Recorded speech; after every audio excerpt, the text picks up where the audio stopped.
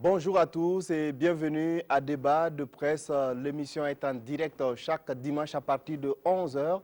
Elle permet aux journalistes d'analyser, de commenter et de décrypter l'actualité qu'ils traitent tous les jours. Aujourd'hui, 4 sujets sont au menu. Il s'agit de la visite du président français Emmanuel Macron au Burkina Faso, alors du deuxième anniversaire de l'élection de Roch-Marc Christian Kaboré au pouvoir et de la grève de 96 heures des syndicats d'enseignants. Et si le temps nous permet, nous parlerons du sommet Union européenne-Union africaine qui s'est tenu en fin novembre en Côte d'Ivoire. Je suis en compagnie de 3 invités pour ce dimanche. Il s'agit de Paul Miki Wamba de la radio Ouaga FM. Bonjour. Bonjour Sanya et bonjour à tous. Sur ce plateau, Bernard Bougouma de Watt FM. Bonjour. Bonjour Sayon, bonjour à tous. Et nous avons également avec nous Yacinthe Sanou de Omega FM. Bonjour. Bonjour Sayon.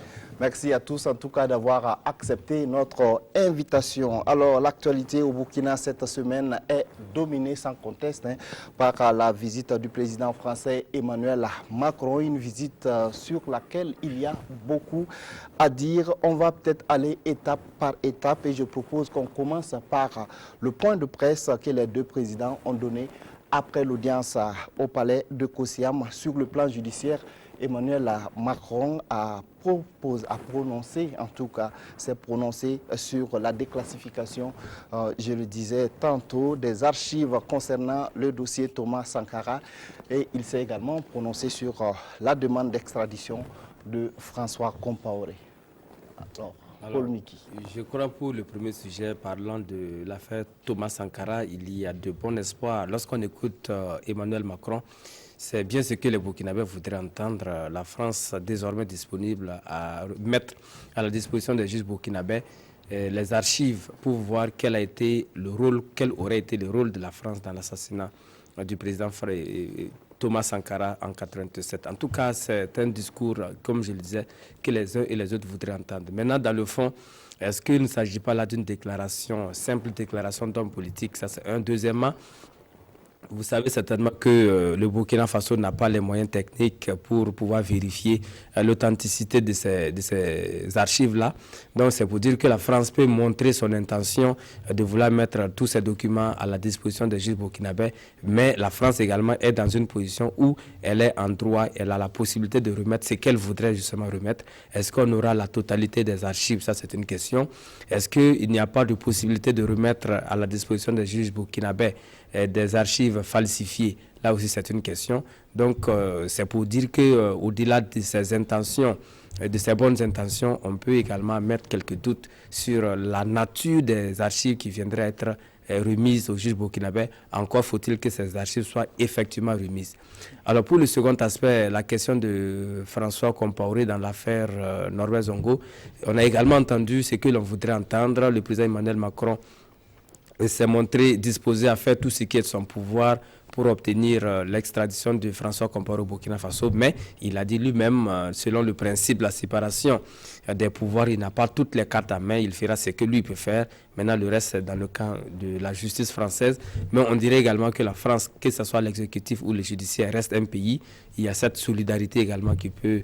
même si on parle du principe de séparation, il y a cette solidarité nationale qui peut prévaloir et on peut également mettre quelques réserves sur cette extradition annoncée de François Compaoré. D'accord. Alors, Bougma, vous mettez également des réserves dans tout ce que le président français a dit à propos de ces dossiers de justice? Oui, je mets des réserves du moment où les archives sont détenues en France et que si on les ouvre, on ne sait pas ce qu'on va retrouver là-dedans. On a vu l'affaire ADN qui a emballé tout le monde.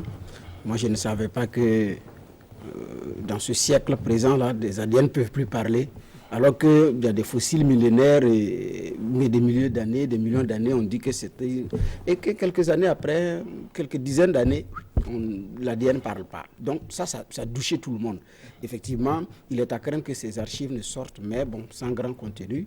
Peut-être que c'est dit qu'il a été assassiné, ou bien on a entendu dire cela, mais il n'y a pas quelque chose d'assez consistant pour coincer certains qui sont en France et qui auraient trempé dans ce coup d'État. Donc, en fait, ce sont ces réserves-là que je mets, mais je ne veux pas dire qu'il n'y a pas une bonne intention là-dedans, il n'y a pas une bonne intention derrière. Mais c'est des pays où, au nom de l'unité nationale, où on a un certain nombre de choses, peut-être que vous n'aurez pas droit à toutes les archives, parce que c'est pas sûr qu'en les ouvrant, nos éléments seront là-bas, parce que la France pourrait remettre ce qu'elle veut remettre. Ça, c'est possible. On a vu l'affaire Kennedy, le dossier a été déclassifié, mais il n'y a pas grand contenu là-dedans. Ça, c'est aux États-Unis d'Amérique. Donc, je mets des réserves. Quoique, bon, je n'irai pas jusqu'à douter de la bonne intention de nos amis français. Voilà. En ce qui concerne effectivement le dossier Norbert Zongo, avec l'extradition de François Compaoré, là aussi Emmanuel Macron a été clair. Il dit, lui et son gouvernement feront tout, en ce qui est de lui, son pouvoir, ils feront tout.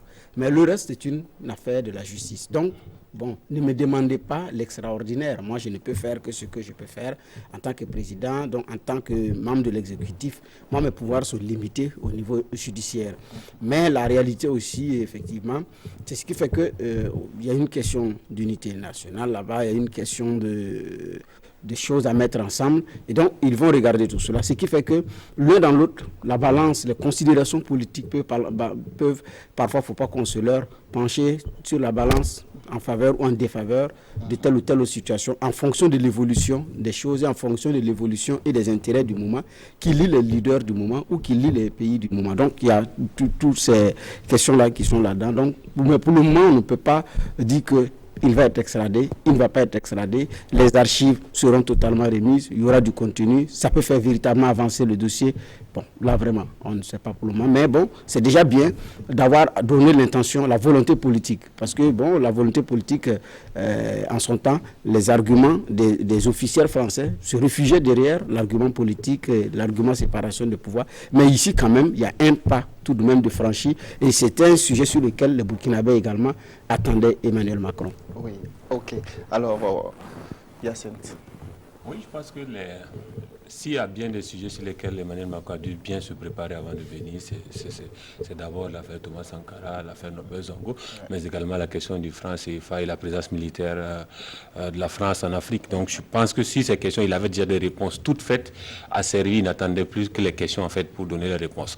Pour ce qui est de l'affaire Thomas Sankara, je pense que en soi, c'est une avancée parce qu'elle était souhaitée donc par notamment les avocats de la famille d'avoir cette déclassification-là. Maintenant, ils l'ont. Je pense qu'à eux maintenant de travailler à fouiller dans les archives françaises ce qu'ils pourront avoir donc pour faire avancer le dossier. Mais je pense, comme mes confrères, que naturellement, avant de faire cette annonce, il y a certains préalables qui ont été faits. Voilà.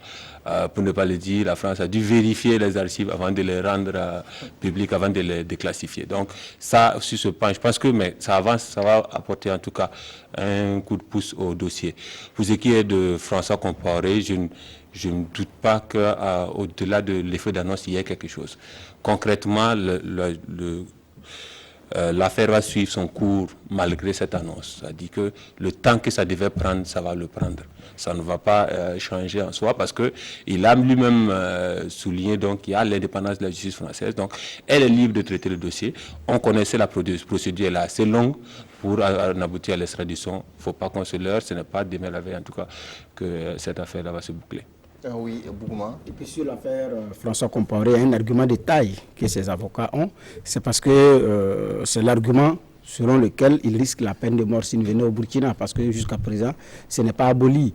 C'est vrai qu'au niveau du Burkina Faso, les uns et les autres affirment que depuis pratiquement 1970, ça n'a pas été appliqué. C'est vrai, il y a des condamnés à mort, mais pas exécutés. Voilà. Donc, peut-être que c'est un argument qui... Et puis le Burkina, selon certains, est beaucoup avancé dans la procédure d'abolir cette peine capitale-là, donc la peine de mort. Mais bon, pour le moment, ça est là, ce n'est pas encore aboli. Mais l'un dans l'autre, je pense que même avec tout ça, c'est une question parfois de rapport de force et d'intérêt du moment.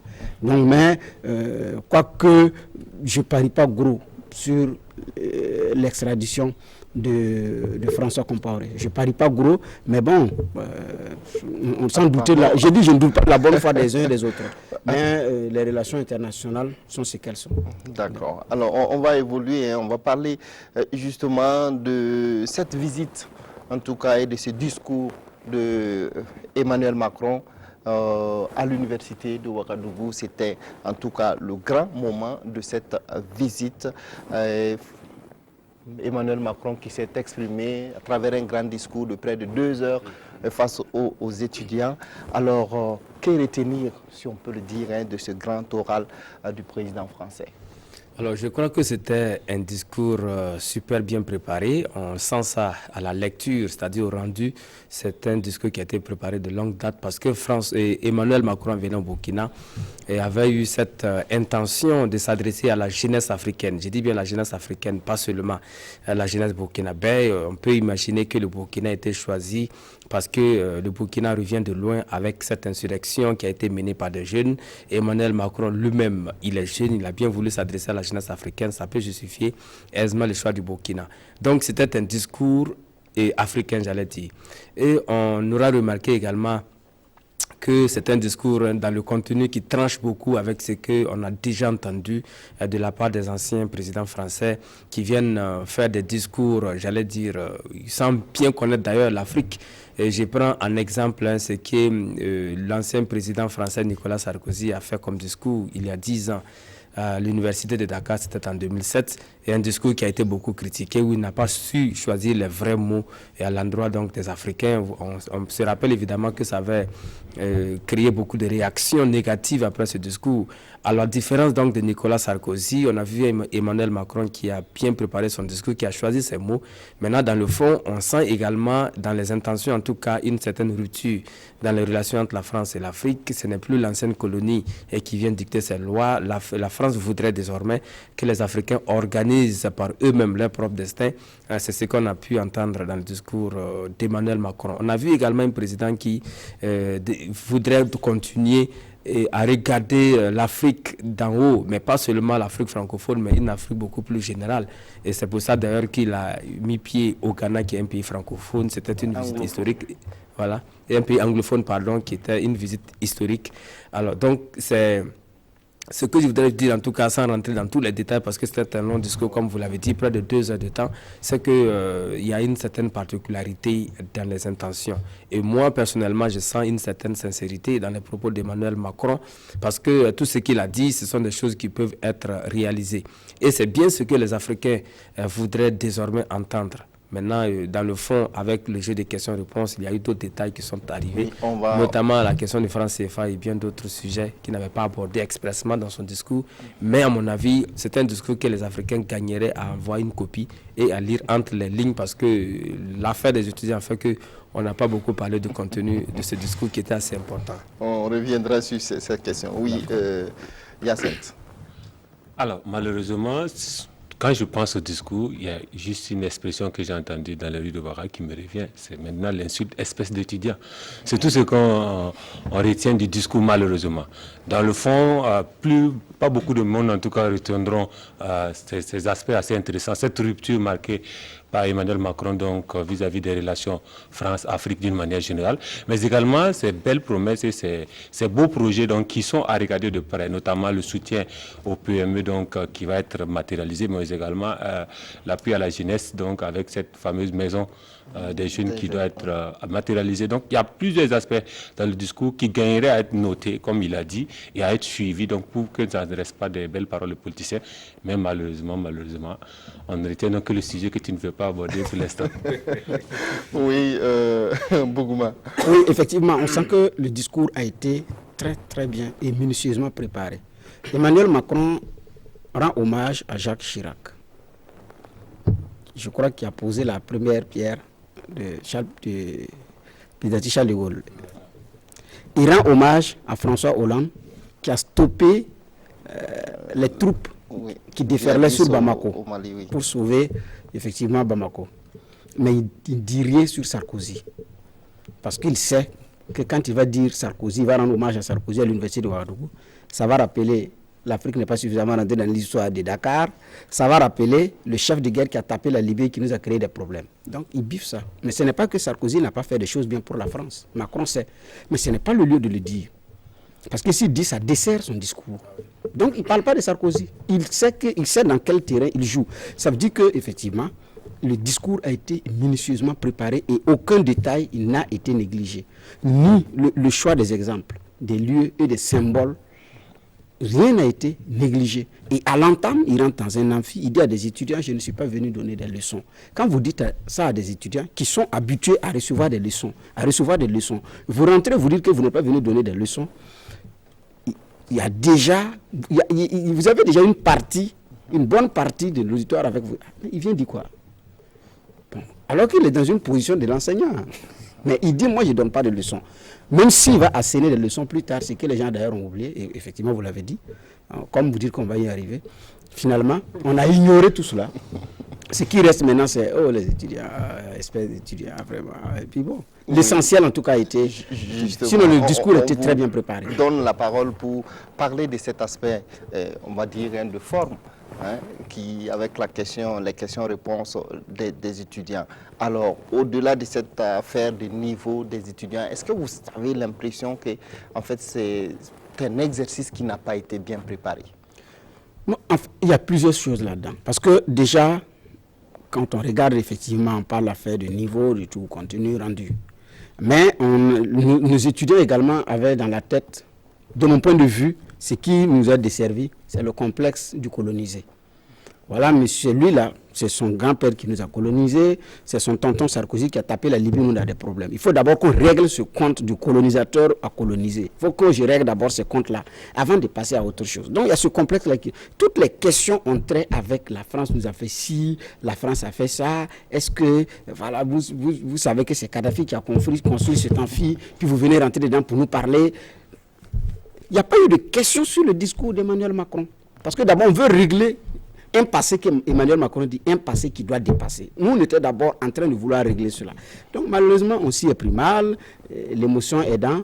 Bon, parce que, à la réalité, vous rédigez votre question, c'est très bien rédigé. Vous voulez rendre ça, c'est pas évident.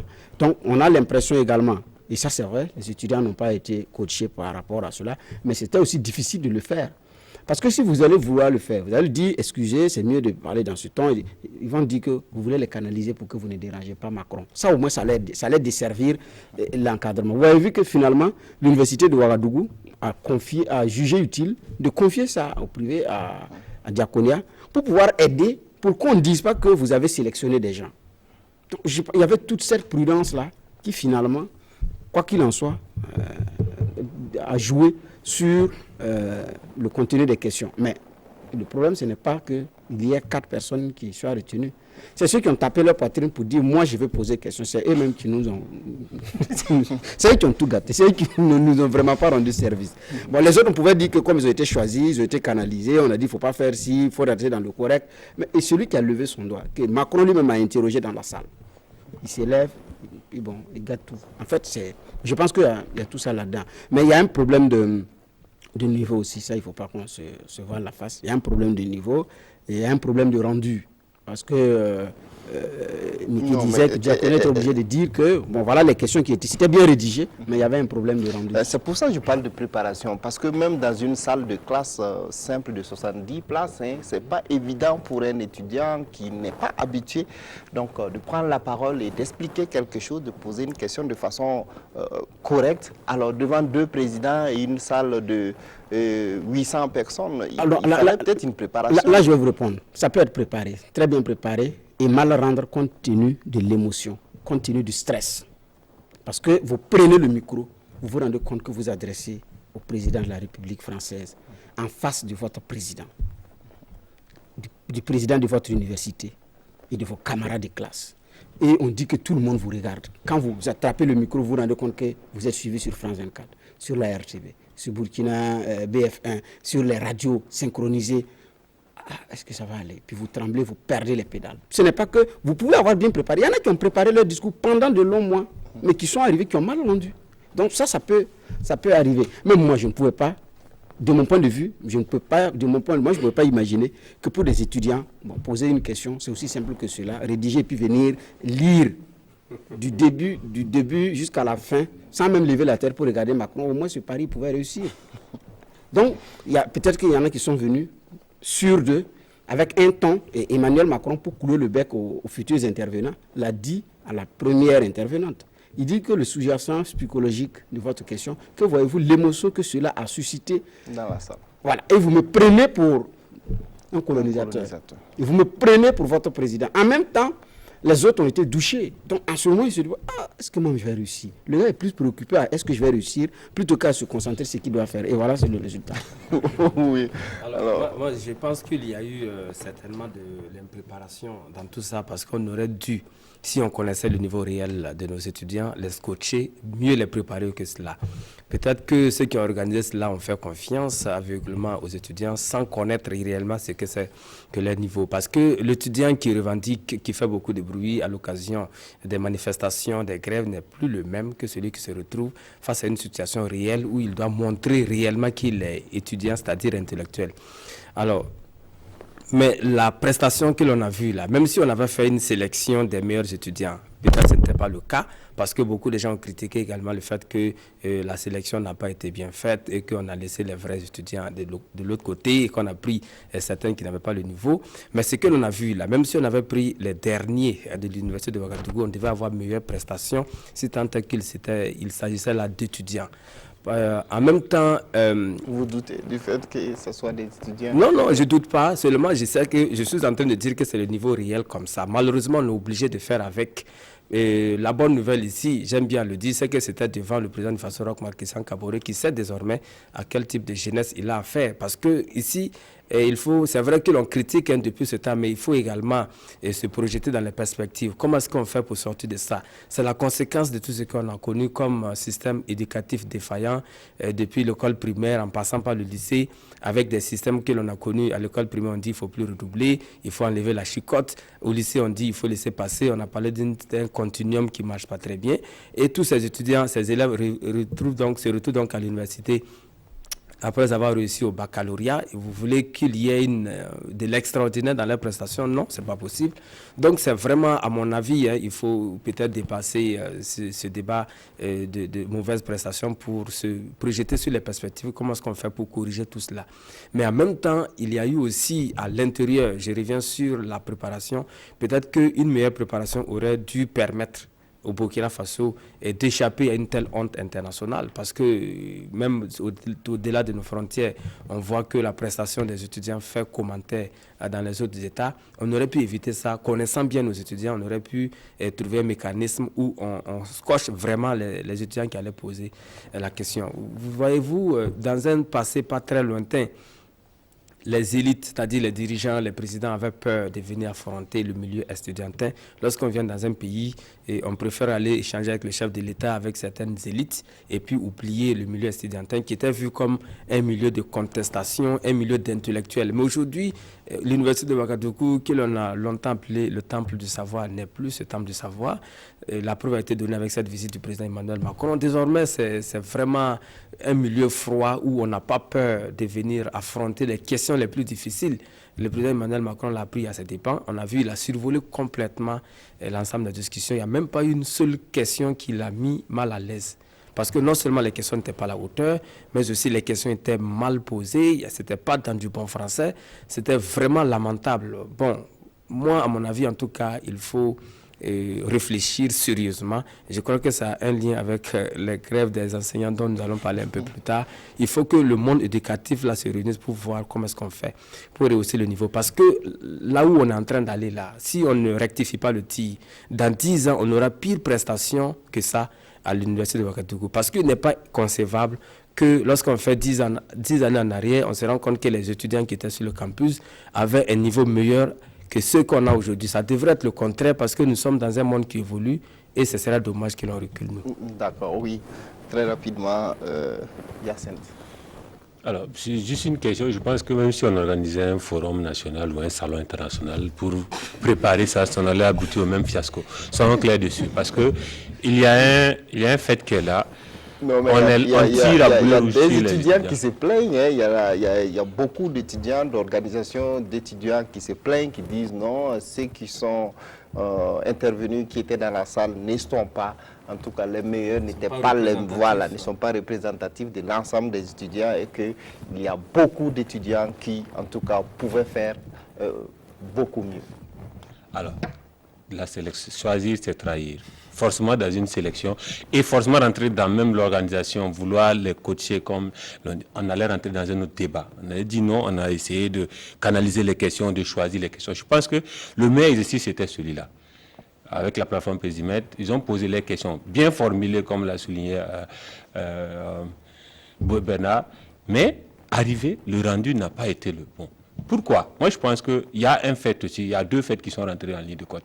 Il y a même l'éloquence d'Emmanuel Macron. Il faut reconnaître que c'est un grand orateur qui, dans son discours, a fait côtoyer, par exemple, des auteurs comme André Gide Rabelais, avec Amadou Kourouma et Ousmane Samben, qui citent Sankara.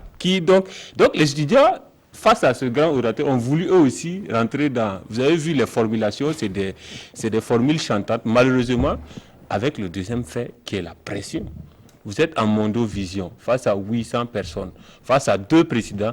Quand vous prenez le micro, ce n'est pas évident même pour des maîtres de la parole que sont les journalistes que nous sommes, mais pour des étudiants qui, malheureusement, il faut le reconnaître aussi, dans le cursus académique aujourd'hui, ont de très rares occasions de prendre la parole. Les exposés se font de plus en plus rares, encore moins les soutenaces. Donc, vous avez des gens qui ne sont pas habilités, qui ne sont pas habitués à prendre la parole, qui d'un coup se retrouvent donc devant la question qu'il a écrite, ils n'arrivent même pas à le lire. On parle des 4 étudiants d'abord. Les 5, ça c'est un autre cas. Parce que vous avez des gens qui disent, oui, c'est moi, je peux. Ok, je prends le micro. Et lorsque vous l'écoutez du début jusqu'à la fin, vous ne comprenez même pas ce que lui il a voulu dire. Donc là, je pense qu'au-delà du niveau, il y a vraiment cette séance de la prise de parole en public là, qui manque, qui doit être revue peut-être dans nos enseignements, qui doit être peut-être inculquée dans nos enseignements. C'est aussi la leçon qu'il faut tirer. Au-delà de ça, il y a aussi le fait que chacun d'eux a essayé de se coller aux questions que se pose le commun des Burkinabés. Vraiment, ils n'ont pas interrogé le fait que je suis étudiant, pour peu que je ne suis pas de l'université de Ouagadougou. Je suis étudiant au Burkina, j'ai un certain nombre de préoccupations. J'ai le président français face à moi, je dois les exaucer. Ils sont restés là sur des questions comme Thomas Sankara, Norbert Zongo, le franc CFA, la colonisation. Il y a même eu la question sur le PNDS qui démontre un peu cette idée aussi. Et la curricula de formation. C'est sous-jacent psychologique, comme l'a dit Emmanuel Macron. Donc, qu'on a, parce qu'on a beau dire certaines choses, à l'instant T, on demande à la France, mais qu'est-ce que tu comptes faire pour ça? Donc, à chaque fois, on dit oui, non à la France, non à l'impérialisme. Mais lorsqu'il y a le problème qui se pose, on dit oui, qu'est-ce que tu vas faire pour la climatisation? Et donc, ça fait qu'il y a des sérieux soucis. Je pense que c'est en cela que l'exercice a été, en tout cas, si on doit noter nos chers étudiants, ils n'auront pas la moyenne. Mais il faut aussi partir de cet exercice-là pour corriger certaines choses, je pense, impliquer en tout cas les acteurs de l'éducation dans les curricula donc, qui sont appliqués dans nos instituts de formation d'une manière générale et aussi à l'université de Ouagadougou. Oui, très rapidement, hein, Bernard. Bon, très rapidement, effectivement, sur cette question également, qu'est-ce qu'il y a? Ça dit qu'il n'y a pas eu de question sur le discours. Emmanuel Macron dit, je suis venu donner une nouvelle vision. Nous allons créer une nouvelle amitié. Well. Mais, écoutez, est-ce qu'au Burkina, est-ce qu'en Afrique, il n'y a pas de notre argent public quelque part logé dans des comptes là-bas qui nous appartiennent et que la France peut nous aider à rapatrier? Moi, je m'attendais à ce qu'un étudiant, par exemple, pose ce genre de questions. Qu'est-ce que vous allez faire pour que nous, on ait cet argent-là pour pouvoir développer un certain nombre d'infrastructures dans notre université? Mais non. Ça n'est... En fait, il n'y a pas eu de questions. C'est comme si le discours, les étudiants n'ont pas écouté. Oui, alors que sur le discours, c'est que les questions ont été posées et préparées avant le discours. Mais oui, ce que vous dites est vrai. C'est pourquoi j'ai dit c'est les 5 là. Les 5 additifs. C'est les 5 additifs là. C'est sur eux, moi je comptais. Moi je comptais sur les 5. Parce que nous avons même fait croire que les 4 avaient été choisis, bien choisis. C'est quand Simon Gongo a donné comment les choses se sont passées que tout le monde a su. Sinon, nous avons fait croire, il y en a même qui sont allés jusqu'à dire que c'est des militants MPP qu'ils ont choisis pour pouvoir faire. C'est quand Simon Gongo a donné comment les choses se sont passées, suivi de la sortie de Luther, de Diaconia, que nous avons su réellement comment les choses se sont passées. Sinon, les premières informations n'ont pas été ça. Mais pour quelqu'un qui n'était pas dans ce champ-là, maintenant qui prend la parole pour poser une question, il y a des questions de fond à poser à Macron. La situation au Mali, il a salué l'action de Hollande et la suite. L'ancien ministre Moussa Mara, qui a tenté, vaille que vaille, aller à Kidal, il n'a pas pu. Mais aujourd'hui, qu'est-ce qui s'est passé? Et la France est accusée d'avoir soutenu ceux qui ont tapé sur sa visite là pour que le gars n'arrive pas à mettre les pieds là-bas. est-ce qu'on en parle aujourd'hui? Mais l'autre question de fond, rapidement, Emmanuel Macron a criminalisé ce qui se passe en Libye. Mais pendant ce temps, il y a quand on prend la traite négrière, l'esclavagisme, ça c'est reconnu comme crime contre l'humanité, mais est-ce que la traite négrière jusqu'à présent est reconnue? Sur un certain nombre de questions, il y a des choses à se poser. Et ce sont des questions de fond qu'on peut tirer du discours, mais ça n'intéresse pas nos chers étudiants. C'est un impérialiste, il faut qu'on le dise. C'est ça qui... Lui-même, il dit, je suis un anti-impérialiste. C'est comme Yacine l'a dit. Il a su parler. Je suis jeune comme vous, voilà. Je ne fais pas partie, je suis d'une génération, en tout cas, qui n'a pas d'une nouvelle connu génération de dirigeants. La colonisation. On a une façon de voir. Et moi, je ne suis pas... Et il dit, moi, j'aurais été président que je n'aurais pas tapé la Libye. Non. Et puis, vous insistez, vous prenez la parole, et puis vous insistez dans les mêmes... C'est comme je l'ai dit, complexe du colonisé face au colonisateur. On veut régler les comptes avant d'aller dans les questions. D'accord. Alors, je voudrais dire que ce que Bernard dit, là, il ne faut pas attendre ça des étudiants. Ce sont des questions de fond. C'est peut-être le travail des journalistes, même s'il faut reconnaître également qu'eux aussi n'ont pas eu voix au chapitre comme il se devait, parce que les questions étaient suffisamment limitées. Sinon, les questions de fond, comme vous le dites là, c'est peut-être ça dépasse le niveau des étudiants. Et même les questions de surface, entre guillemets, auxquelles on était en droit de s'attendre. Vous avez vu de telles prestations que l'on a. Je voudrais ajouter également qu'il y a eu deux catégories d'étudiants qui ont terni l'image du Burkina dans le cadre de cette visite. Il y a d'abord ceux dont on parle, les étudiants qui étaient en salle et qui ont posé des questions à 2 balles. Et il y a aussi ces étudiants qui ont manifesté en dehors de l'université et qui voudraient montrer leur fibre anti-impérialiste et qui ont choisi, à mon avis, la pire façon de le montrer en brûlant du pneu sur l'avenue Charles de Gaulle qu'ils n'ont pas construite. Donc ça fait que ce n'était pas également une bonne image, que ce soit à l'intérieur des amphithéâtres ou en dehors des amphithéâtres. Les étudiants, de façon générale, ne se sont pas bien comportés avec, à l'occasion justement de cette visite d'Emmanuel Macron. C'est pour ça qu'on a vu cette piètre prestation d'étudiants à l'intérieur qui parlent de PNDS dans un faux français où on dit le PNDS est, je cite, dans le statu quo, comme si c'était le président Emmanuel Macron qui avait mis notre PNDS dans le statu quo. Donc ça fait vraiment, tout ça mis ensemble, c'est pas du tout bien pour l'image des étudiants. Et moi, je répète, j'insiste là-dessus, c'est bien que le président Roch-Marc Christian Kaboré ait été un témoin direct de cette scène. Donc, il devrait, à mon avis, convoquer le monde éducatif pour qu'on envisage ensemble les solutions, parce que la direction qu'on a prise n'est pas la bonne. Une dernière réaction. Justement, on parle du niveau des étudiants, mais je pense que même les organisateurs, si on devait le noter, ils n'auraient pas la moyenne, parce que tout cela se rend dans le cadre de l'organisation. Aussi, le fait que le président Roch n'a été qu'un spectateur de ce pugilat-là, ça a été en fait une mauvaise organisation. Pour moi, comme ça a été le cas au Ghana, donc le président devait introduire d'abord son homologue français à l'assistance et conclure à la fin. Malheureusement, on l'a mis dans un coin du podium comme un réparateur de climatiseur. Et puis, il est resté donc, il a été pris un peu dans le show. Macron, il n'a pas existé. Donc, je pense que les leçons à tirer, autant on va reparler de ces espèces d'étudiants, autant il faut reparler aussi de l'organisation parce qu'on n'a pas été donc à la hauteur. Au Ghana, le président a introduit le discours. Il a aussi commenté à la fin l'allocution de Macron, ce qui permet de réagir sur certains aspects et de recadrer certains aspects pour ne pas laisser vraiment Emmanuel Macron faire son choix et partir. Oui, justement, beaucoup disent qu'Emmanuel Macron a réussi, mais il y a des critiques également qui sont formulées à son encontre, hein. Notamment, vous l'avez dit tantôt, lorsqu'il a interpellé le président du Faso qui sortait de la salle. Alors, il a dit, voilà, du coup, il part réparer la climatisation. Ça n'a pas été beaucoup apprécié sur le plan diplomatique. Oui, ça n'a pas été apprécié sur le plan diplomatique, effectivement, mais là, les avis divergent. Il était dans une mouvance de détente totale en ce moment-là. Il était dans une mouvance totale de détente parce que c'est de là-bas il a parlé de la question de sous-jacence psychologique et l'émotion que cela a suscité dans la salle. Il dit, mais vous me parlez comme si moi j'étais... Voilà, et il ne m'appartient pas à moi. Et en ce moment, il était enfant. Et puis, vous avez vu une gestuelle bien dégagée. Il ne m'appartient pas à moi de m'occuper des problèmes de climatisation. Voilà. C'est le travail. Il était déjà engagé. Et cela a coïncidé avec la sortie du président. De mon point de vue, c'est une intervention qui a coïncidé avec le besoin de sortir du président. Donc, les choses se sont... Et comme lui, il était dans une situation de détente, il a continué. Il a continué dans cette tendance-là en disant que revient et puis il dit bon, qu'il parle de la climatisation, avant de revenir encore plus sérieux sur la réponse à ces questions. Bon, pour les professionnels de la prise de parole, lui, il était dans une logique qui lui permettait d'avoir de la sympathie encore de la salle. Parce qu'en venant, il y a un objectif à atteindre. Qu'est-ce que je veux qu'on retienne de moi après ma prestation? Il y a tout cela. Qu'est-ce que je dois faire pour pouvoir réussir? Donc je pense qu'il a mis, il a utilisé ce moment-là pour détendre la salle et puis continuer. Maintenant, après, effectivement, ça fait jaser. Il y en a qui disent que il ne devrait pas parce qu'il est trop petit pour le faire. Et même quand il a passé sa main sur l'épaule de Roch, Roch a passé sa main autour de la taille de Macron, tout ça, bon, ça a été commenté. Mais lui dit qu'il le fait avec ses proches, il le fait avec Merkel, il l'a fait avec Roch parce qu'il se sent proche. Là, il y a une autre lecture également.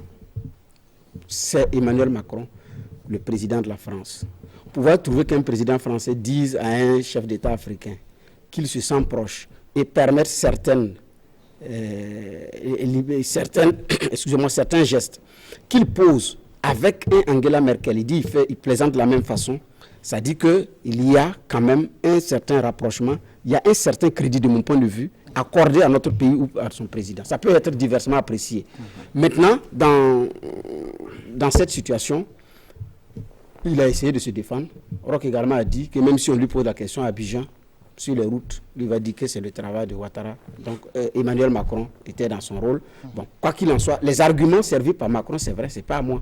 Maintenant, je pense que il part réparer la climatisation, revient là. Je pense que c'est cette partie qui a froissé l'opinion. Mais on ne pourra pas terminer là-dessus. Juste un commentaire sur l'incivisme des étudiants, parce qu'il y a eu de l'incivisme, même si on a dénoncé l'impérialisme. Le clou a été enfoncé à Koudougou, en la faveur du baptême de l'université de Koudougou, du nom de Norbert Zongo. Quand l'hymne national a été entonné, des étudiants sont venus également avec des pancartes et réclamant justice pour Norbert Zongo. Mais quand l'hymne national a été entonné, ces mêmes étudiants ont eu le culot d'entonner autre chose également, en même temps que l'hymne national. Bon, c'est vrai que la foule a crié, ces étudiants se sont tus, mais c'est en même temps révélateur de ce qui s'est passé à l'université de Ouaga. Donc, quoi qu'il en soit, je pense que c'est une situation d'ensemble. Ça permet à nos autorités de savoir maintenant à quel genre ou à quelle espèce d'étudiants elles ont en face. Ça, c'est un petit commentaire que je voulais ajouter. Oui, un dernier tour de table sur la question et on va avancer. Je voudrais dire que c'est peut-être un faux procès pour revenir à ce que vous avez appelé incident diplomatique. Les propos du président Emmanuel Macron à l'endroit de son homologue burkinabé, c'est vrai que même au-delà du Burkina, on a vu certains médias qui ont pris ça d'une certaine façon. On a vu une télévision qui a titré Emmanuel Macron se moque de son homologue burkinabé. Et on a vu également, à peine arrivé à Abidjan, c'était l'une des premières questions à laquelle il a dû répondre à l'occasion de l'interview exclusive avec RFI et France 24. Il a dit clairement à cette occasion que c'était une blague, c'était de l'humour lorsqu'il dit au président que le président burkinabé est allé réparer le climatiseur. C'était dans l'objectif de détendre l'atmosphère, comme Bernard Bougma l'a si bien dit.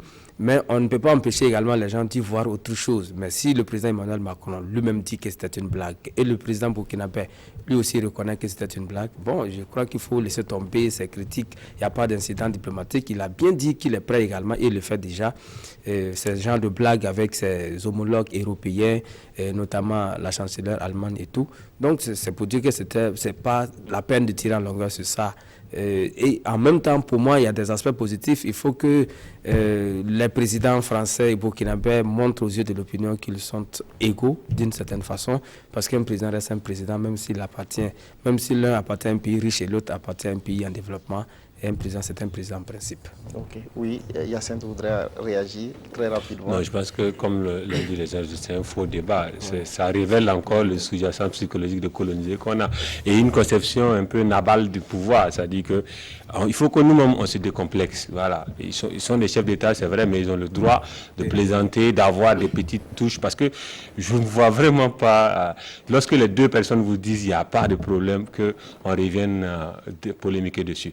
Les deux ont réagi, ils ont dit c'est entre eux, alors laissons-les faire les choses entre eux. D'accord. Alors, ce 29 novembre est marqué le 2e anniversaire de l'élection du président Roch-Marc Christian Kaboré. À l'occasion, le Premier ministre Paul Kabatieba a rencontré les partis membres de l'APMP, l'alliance des partis de la majorité présidentielle, pour faire le bilan de ces 2 années au pouvoir, avant donc de revenir sur les propos du Premier ministre à cette occasion. Je pense que c'est le 30 novembre dernier. Alors, quel bilan vous pouvez faire, en tout cas 2 ans après l'accession du MPP au pouvoir?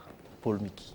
Alors, c'est un bilan, à mon avis, mitigé parce que les attentes des Burkinabés restent encore fortes. Je me rappelle que lorsqu'on avait voulu faire le bilan des 100 jours, on avait dit que c'était très tôt pour parler de bilan et que le pouvoir venait donc d'amorcer et qu'il fallait donner cet état de grâce et tout. Mais aujourd'hui, 2 années après, ça fait quand même 24 mois et les attentes restent intactes dans plusieurs domaines, notamment la question du chômage des jeunes, la question même de la justice, parce que tout ça, ça va ensemble, même si on parle de séparation des pouvoirs, parce que rien que les dossiers de l'installation populaire du putsch manqués et mis ensemble, ça fait un bilan négatif pour le régime en place. Je dis bien le régime, c'est pas seulement Roch-Marc Christian Kaboré, parce que tout est ensemble, j'insiste là-dessus. Donc, grosso modo, c'est un bilan mitigé. Les Burkinabés voudraient voir mieux. Il y a eu beaucoup de déceptions, faut-il le reconnaître, dans le rang des insurgés et qui espéraient évidemment un Burkina meilleur que ce que l'on a vu jusqu'aujourd'hui.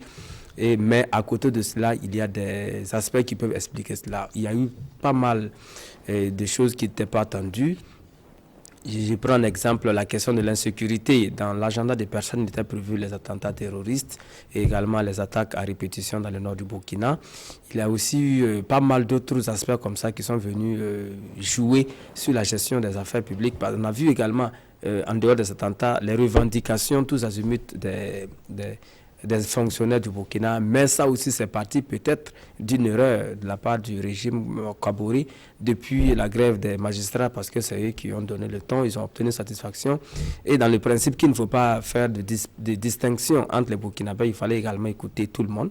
Et on a vu les grèves s'enchaîner, on en a eu à l'appel. Les attaques terroristes, il y en a eu à l'appel, on parle de plus d'une centaine de personnes tuées.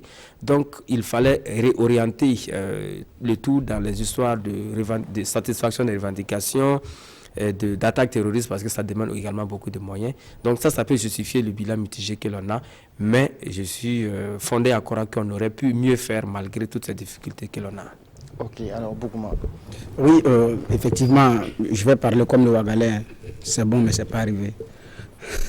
Voilà, donc c'est bon, mais c'est pas arrivé. Combien d'étudiants Bon, combien d'étudiants à Burkina? C'est bon, mais c'est pas arrivé. Effectivement, je pense que sur certains chapitres, le pouvoir pouvait mieux faire. C'est vrai qu'il y a une fronde sociale, bien expliquée par Paul Miki. Le gouvernement avait argumenté pour dire qu'il avait dit au mieux, c'est des choses qui étaient déjà calées, donc on ne pouvait pas mieux faire que d'accéder effectivement à ce qui était déjà écrit pour les magistrats. Mais là, nous avions dit, vous pouvez différer. C'est des choses qui se négocient là. Ça se négocie compte tenu des enjeux du moment, ça se négocie. Et puis bon, je pense que les uns et les autres pourraient entendre raison. Mais depuis cette époque, effectivement, la fronde sociale s'est amplifiée. Des syndicats ont été créés, parfois aux dénominations suffisamment bizarres, ce qui dénote qu'il y a un agrandissement des espaces de liberté. Quand on fait le bilan, on oublie qu'il y a eu un agrandissement des espaces de liberté. Il y a des choses qu'on dit aujourd'hui.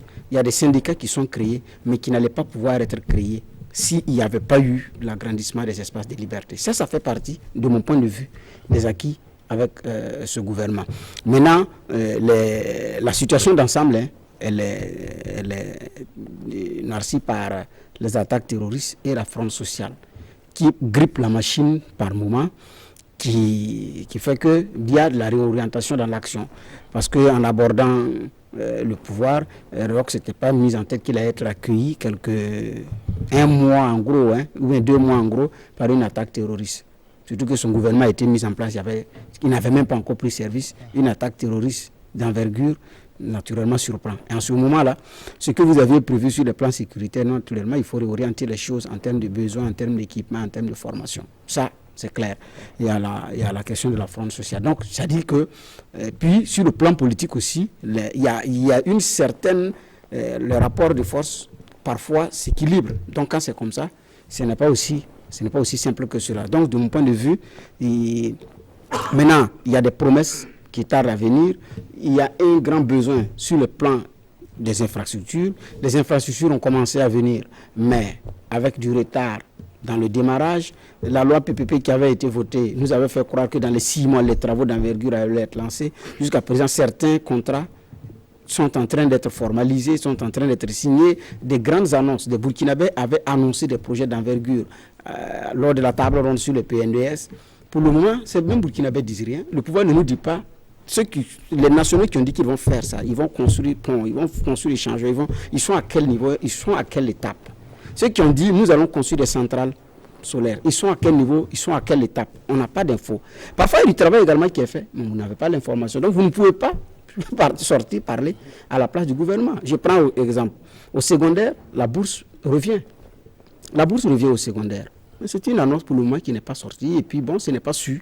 Tout porte à croire qu'il n'y a rien qui est fait. Donc, il y a toutes ces questions-là, pour le moment, qui ne sont pas répondues. Voilà. Donc, mais il y a pas, la réalité aussi, c'est que vous avez des gens en face aussi qui ne communiquent pas, même quand parfois vous voulez en savoir davantage pour mieux informer, vous avez des problèmes.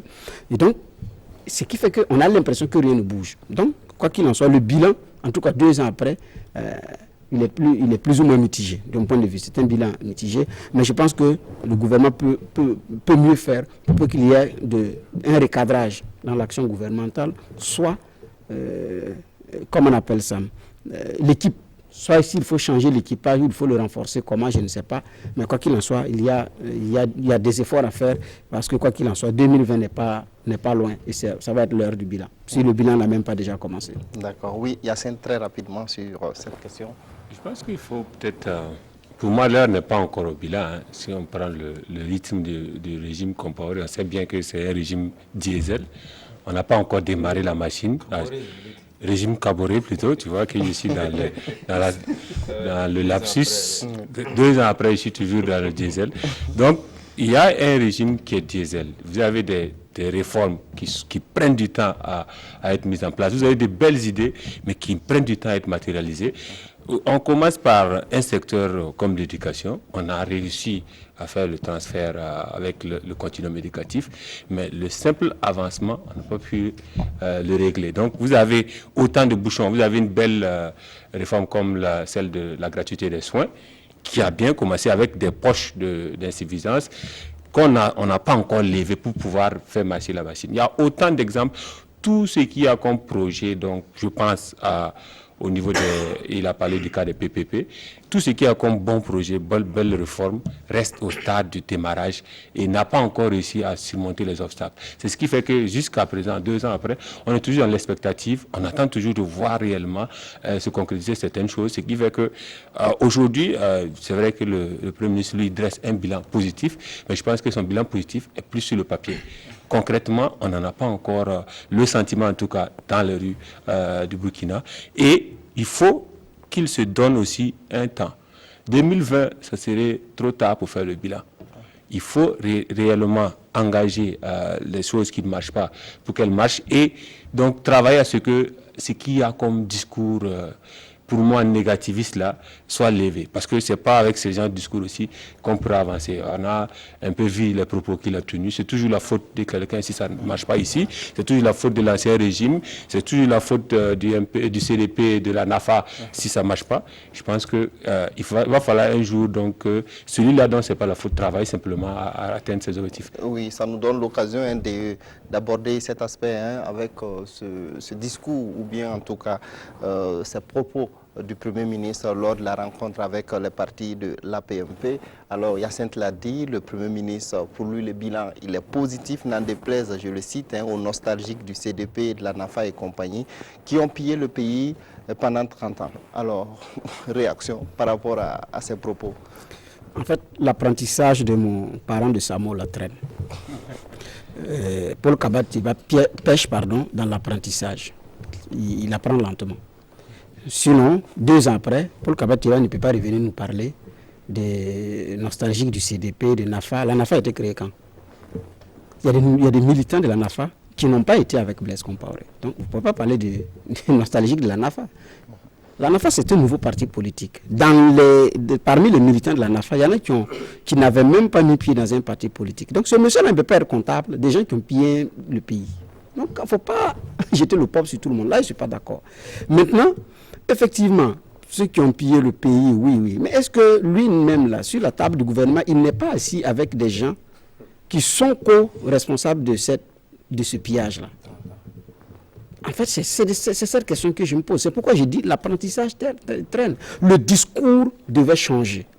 Le discours consistait à dire nous avons fait des pas en avant. Voilà les pas que nous avons réussi à faire. Naturellement, il reste des choses à faire. Et puis, ce que je vous invite, c'est beaucoup plus à de l'optimisme. Et puis nous sortir concrètement ce qui a été fait. Quand c'est fait, c'est fait. Moi, j'ai pris Koulouba, je vois un nouveau goudron, ça c'est clair, moi je vois. Moi j'ai besoin que quelqu'un vienne dans un papier pour dire qu'il a goudronné une rue de, je ne sais pas moi, 1 km ou bien 0,5 km. Moi je roule là-dessus. Est-ce que moi j'ai besoin que quelqu'un me dise que la gratuité des soins marche quand je vais au CSPS avec mon enfant et j'ai les produits? Je n'ai pas besoin que quelqu'un mette un papier là-dessus. Est-ce que j'ai besoin d'accuser l'ancien régime pour dire que c'est eux qui ont fait que ça ne marche pas? Est-ce que l'ancien régime gère les comprimés? Ou bien c'est l'ancien régime qui gère, comment on appelle ça, aujourd'hui, le fait qu'il y a des promesses qui ont été dites qu'au plus tard 6 mois, il y a ceci qui sera engagé, 1 an, il y a ceci qui sera engagé, 2 ans après, on va atteindre ce niveau-là. Mais si c'est clair, qu'ils nous disent à quel niveau cet ancien régime-là a bloqué les choses, parce que nous n'allons pas toujours rester. Autant ils nous disent que nous sommes partisans de la critique facile, autant nous allons également leur dire de faire pardon maintenant. Il ne faut plus rester dans l'accusation facile. Vous avez été élu. Et lui, il a été nommé pour trouver des solutions aux problèmes. Si les problèmes sont connus, il faut les solutionner. Voilà le problème. Tu nous dénonces un problème, alors que tu n'es pas là pour dénoncer un problème. Tu es là pour apporter des solutions. C'est en ce moment que moi, je n'arrive pas jusqu'à présent à comprendre mon parent de Samo, comme je l'ai dit. Pour moi, il n'a pas encore bien appris que lui, il est là pour apporter plus de la solution que comment on appelle ça, de rester dans la dénonciation. Il avait fait une sortie à l'Assemblée nationale. Et je fais partie de ceux qui avaient défendu Paul Kabatiba en son temps. Il dit, n'en déplaise aux ennemis du Burkina. Et des gens avaient dit qu'il a vu l'opposition en ennemi. J'ai dit non. Si des gens attaquent le Burkina, ce sont des ennemis du Burkina. Ceux qui viennent attaquer le Burkina, c'est pour nous tirer vers le bas. Là, je suis d'accord avec Paul Kabatiba. On n'a pas que des amis, on a parfois des ennemis. Parce que des amis, nous ne pouvons pas être des amis et tu viens avec des armes lourdes, des armes de guerre pour nous attaquer. En ce moment, on a quand même des ennemis. Mais cette fois-ci, 2 ans après, je ne peux plus tenir le même discours. Parce que je me dis que lui aussi, il a vite appris. Depuis qu'il est arrivé, il a avancé sur un certain nombre de choses. Et ce n'est pas en voulant dresser l'opinion contre l'ancien régime que tu pourras mieux faire. C'est l'auto-évaluation est bien, mais quand elle est mal orientée ou mal conçue, elle est parfois dangereuse. D'accord, oui, très rapidement, Paul Miki. Bernard Bougouma, il faut apprendre à comprendre son parent, Paul Kabatiba, il faut le comprendre, parce que dans le contexte là que nous commentons, il était face à des partis politiques, c'est-à-dire les partis de la mouvance, vous l'avez rappelé opportunément, la PMP. Donc il a voulu parler à un homme politique alors qu'il ne sait pas faire la politique, apparemment ça ne lui réussit pas, c'est pour ça que justement les phrases prononcées là ne sont pas exemples de critique, parce que dire que le Burkina a été pillé pendant 30 ans, et par le CDP, c'est peut-être vrai, mais ça sonne mal dans la bouche de ceux qui sont aux affaires aujourd'hui, parce que lorsqu'on fait le bilan des 30 ans, il ne peut pas sortir indemne. Ce sont les mêmes, on le dit, on l'a répété, même si ça ne plaît pas, le MPP est une émanation du CDP, donc le bilan de 30 ans, lorsqu'il en parle, il met mal à l'aise les gens qui sont aujourd'hui ses responsables. Je vais parler du président Kaboré, également de Simon Komporé et tous les autres cadres du MPP aujourd'hui qui ont travaillé pendant longtemps avec le CDP. Peut-être que lui, on ne l'a pas connu, on n'a pas su quel rôle il a joué au temps du CDP. Mais dire comme ça, ce n'est pas du tout bien. Et je reviens également, Bernard, lorsqu'il parle de critiques, d'accusations faciles, parce qu'on a l'impression que les autorités cherchent toujours des boucs émissaires. Lorsque ça ne va pas, on dit c'est la faute à un tel, c'est vous qui êtes au pouvoir, c'est vous qui avez la force publique, c'est vous qui avez tous les atouts pour faire avancer le Burkina. Il ne sert à rien d'accuser des gens qui seraient la base de certains échecs. Ce n'est pas du tout le lieu de le dire.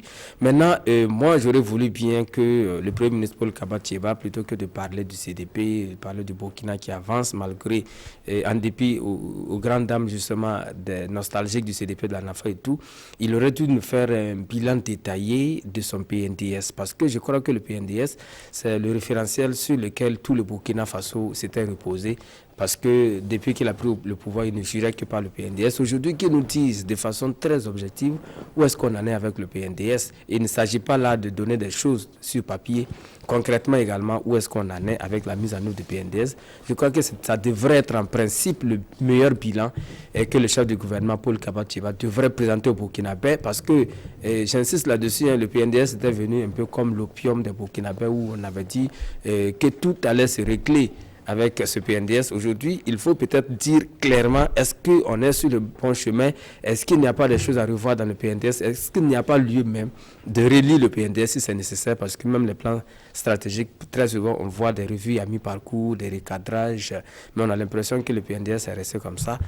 On parle beaucoup plus de chiffres, mais pas d'aspects concrets sur le terrain. Alors, on n'est plus par le temps. Un dernier point sur ces accusations. Je pense que lorsque le Premier ministre Paul Kaba-Thiéba tient ce genre de discours, tient ce genre d'accusation, il a suffisamment de preuves pour le faire. Et je pense qu'ils ont suffisamment confiance à la justice pour déposer ces preuves-là en la justice. Lorsque vous dites qu'il y a des faits, qu'il y a eu pillage, il y a des gens qui attaquent le pays, vous avez des faits, vous avez des preuves, allons à la justice, plutôt que de rester dans ce discours qui ne sert pas. Simplement, ils font confiance à la justice suffisamment donc pour faire avancer le dossier en justice, qu'ils déposent les plaintes en justice contre ces personnes-là qui attaquent et qui les empêchent finalement de travailler, qui les empêchent de faire avancer le PNDS. Peut-être que les autres aussi pourront déposer plainte pour diffamation. Alors, aussi simple que ça. Voilà. Alors, on va avancer. On va parler donc de cette grève des enseignants. Alors, c'était le même jour, le 29 novembre dernier. Plusieurs syndicats, en tout cas d'enseignants, ont organisé une marche qui les a conduits de la bourse du travail au ministère de l'Éducation. Alors, cette marche entre dans le cadre des 96 heures de grève qui donc avaient été décrétées par ces syndicats. Alors, ils veulent, comme toujours, peut-être une satisfaction de leurs plateformes revendicatives, notamment l'adoption d'un statut valorisant les personnels de l'éducation et de la recherche, l'amélioration de l'accès à l'éducation, l'amélioration des conditions de travail pour une efficacité du système éducatif et enfin la revalorisation de la fonction enseignante. C'est une grève que vous avez peut-être suivie. Ils ont déposé des craies et des bics rouges, on va le dire simplement comme ça, devant le ministère. Et selon eux, tant qu'ils ne seront pas écoutés, il n'y aura pas de cours. Bernard, oui, comment justement, vous analysez très rapidement cette actualité? Mais cela rentre dans la suite logique de la fronde sociale. C'est un autre mouvement encore qui est enclenché au niveau du Burkina. Et donc, il faut également dire qu'il y en a qui ont des comptes à régler avec le ministre depuis qu'il a dit que les encadreurs pédagogiques là, ne peuvent pas empêcher l'année scolaire de bien rouler. Il y en a qui ont retenu ça contre lui et ils vont lui faire savoir que naturellement, ils peuvent effectivement arriver à cette fin. Autre chose, il faut également dire que le ministre maintenant est récusé. Ils disent qu'ils ne veulent pas que c'est un mépris. Le ministre se défend, dit qu'il n'était pas au courant qu'il y avait un message qu'il devait recevoir. Donc le ministre a été débouté. Mais ça également, ça passe maintenant pour être une méthode de tout le monde. Après, Paul Kaba-Thiéba, à l'allure où vont les choses, je ne vais pas être pessimiste, mais pour rien, finalement, ils vont aller à Kossiam. J'ai l'impression que c'est comme ça que ça marche. Ils l'ont déjà dit d'ailleurs, l'interlocuteur n'est plus le ministre. Ouais, donc ce n'est plus le ministre, c'est le Premier ministre. Le Premier ministre va placer un mot, c'est du mépris, de l'arrogance et de la suffisance. Et donc on va aller à Kossiam. Peut-être que là-bas, ça va être vite réglé. Je pense que c'est de ça qu'il s'agit. Mais quoi qu'il en soit, l'autre aspect, c'est le dépôt des instruments de travail, parce que c'est comme ça que je vois les choses. La craie et puis le bic rouge, qui en même temps, de mon point de vue, peut avoir un effet revers. Parce que les élèves imitent bien et parfois ils vont au-delà. Il est à craindre que les élèves également viennent devant ce même ministère-là déchirer les cahiers et les livres que Paul aura payé ou bien que Yacinthe aura payé pour qu'il aille à l'école. Et c'est en ce moment qu'on va se régler les comptes à la maison. Parce qu'il y a un effet, parce que c'est des enseignants. Regarde les enseignants, ils sont capables de venir également dire, nous si on va vous prouver que comme c'est comme ça, là, on ne va même plus aller à l'école en attendant qu'ils règlent. C'est d'abord des livres parfois qui ont été offerts par le ministère. Ils déchirent et puis il faut venir prendre ton livre que tu nous as donné. D'ailleurs, on ne veut plus. Non, on espère que... Non, en fait, il y a un effet, il y a un risque. Situation, oui, mais il y a un risque. Peut-être symbolique. Les élèves n'ont pas attendu que les enseignants déposent les bics pour casser les propres tables lorsqu'ils grèvent. Donc je pense que vraiment, les enseignants ont voulu marquer peut-être leur lutte par un symbole. Je pense que la craie il y a et une le autre bic part rouge, de franchise. il y a De un toute façon, symbole nous sommes là. qui est là. Bien sûr, on peut discuter de l'impact de ce symbole-là, mais je pense que ça a réussi. La preuve est qu'on en débat ici. Ça dit qu'ils ont réussi à marquer. Ce qu'on retient, c'est déjà ce geste. Ça dit qu'un ras-le-bol qui dépose, un enseignant qui dépose le bic rouge et la craie qui le symbolise le plus, il y a quand même un fait qui est là, il y a un ras-le-bol qui est là. Maintenant, la question qui est là, qui est vraiment la plus problématique ici, c'est l'interlocuteur en face, comme il a souligné. Ce que le président Roch a commencé, il faut qu'il le termine. Parce que c'est ce qui va arriver avec tous les syndicats. Désormais, les ministres ne seront plus des interlocuteurs. Il faudra que, comme il a fait avec certains, comme les chauffeurs routiers, les recevoir le soir donc à Kosiam, il va falloir recevoir les syndicats. Je pense qu'il faut qu'il l'inscrive dans son agenda. Ça dit que s'il veut que ces grèves-là soient levées et que les gens repartent travailler donc avec des promesses concrètes dans la poche, il faut qu'il les reçoive. C'est ce qu'il a commencé. Donc je pense que c'est aussi dans cette dynamique-là qu'on est aujourd'hui. Ils ont vraiment un ras-le-bol. Moi, personnellement, en discutant avec certains aussi, il y a certaines choses que je ne comprends pas. Certaines choses aussi simples que l'avancement, que je ne comprends pas, qu'on mette 1 an à régler ça. Je pense quand même que, même si on est diesel, il y a quand même un rythme à faire. Donc, il y a un ras-le-bol qui est là. Il y a peut-être, ça ça arrive forcément lorsque vous avez 2 interlocuteurs, un déficit de communication ou même des écarts de langage. Mais ça, c'est à donc cimenter. Si on n'arrive pas à le faire, on va revenir à un défilé de syndicats à Kosiam. Et ce n'est que le début avec les enseignants, parce que comme on l'a dit, les élèves, bien sûr, tout à l'heure vont demander Flavien Nébier, Norbert Zongo, tout ce qui est comme lutte de décembre, donc pour pouvoir aller en congé. Et ils vont aller aussi à Kosiam pour être reçus. Alors, Paul Miki, pour terminer, on va... Yassine Sanou a dit exactement ce que je voulais dire. Roch-Marc Christian Kaboré a commencé quelque chose qu'il faudrait bien qu'il termine. Parce que l'article 1er de la Constitution burkinabé dit que tous les Burkinabés sont naissent libres et égaux en droit. Donc, on a eu des syndicats qui ont défilé effectivement à Kosiam. Et les enseignants ici ont leur outil de travail, c'est les stylos rouges, c'est la craie, c'est ceux qui sont allés déposer symboliquement au niveau de l'immeuble de l'éducation. On se rappelle, en août dernier, les transporteurs, leur outil de travail, ce sont les gros camions. Ils s'en sont servis pour barrer nos routes ici. Ça a paralysé le pays pendant 3 jours. Ils ont été reçus au palais présidentiel pour des revendications farfelues. Si je me réfère justement à la phrase de Simon Comporé, parce qu'il voudrait simplement des excuses. Pour le cas des enseignants, c'est des problèmes réels. Alors nous, en tant que journalistes, on est bien placés pour savoir que les enseignants souffrent énormément. Tous les matins, ils appellent sur nos antennes pour se plaindre de certaines situations qui donnent froid dans le dos. Lorsqu'un enseignant dit qu'il se retrouve dans telle province reculée et que ça fait 11 mois, ça fait 12 mois, 1 an et demi qu'il est en fonction, il n'a pas été mandaté, c'est-à-dire qu'il est sans salaire, comment est-ce que vous voudrez que ces enseignants puissent vivre? Finalement, ils se retrouvent dans des situations où ils s'entêtent auprès des paysans dont ils enseignent les enseignants. Quel respect on donne des enfants et quel respect on donne justement à l'enseignant dans ces conditions? On a l'impression que la fonction publique recrute des gens pour les mettre dans une certaine misère et que c'est ça qui doit être le propre de l'enseignant. Il faut qu'on sorte de là. On ne peut pas rester dans une telle situation et puis s'étonner.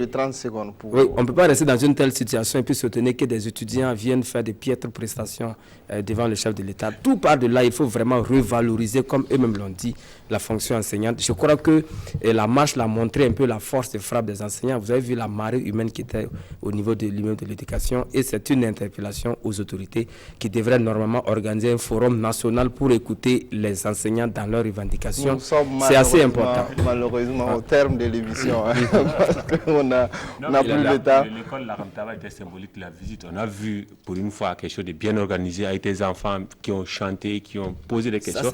Ça montre toute l'importance de ce corps enseignant-là et qui n'a même pas de mandatement. D'accord. Alors, on va peut-être poursuivre la discussion une prochaine fois. C'est fini pour débat de presse aujourd'hui. Alors, je rappelle très rapidement que j'étais sur le plateau avec Paul Miki Rwamba de Waka FM, Bernard Bougma de Watt FM et Yassine Sanou de Omega FM. Je me rends compte que je ne suis qu'avec des journalistes de radio. D'accord. Donc, on se retrouve dimanche prochain, si Dieu le veut. Restez en compagnie de nos programmes.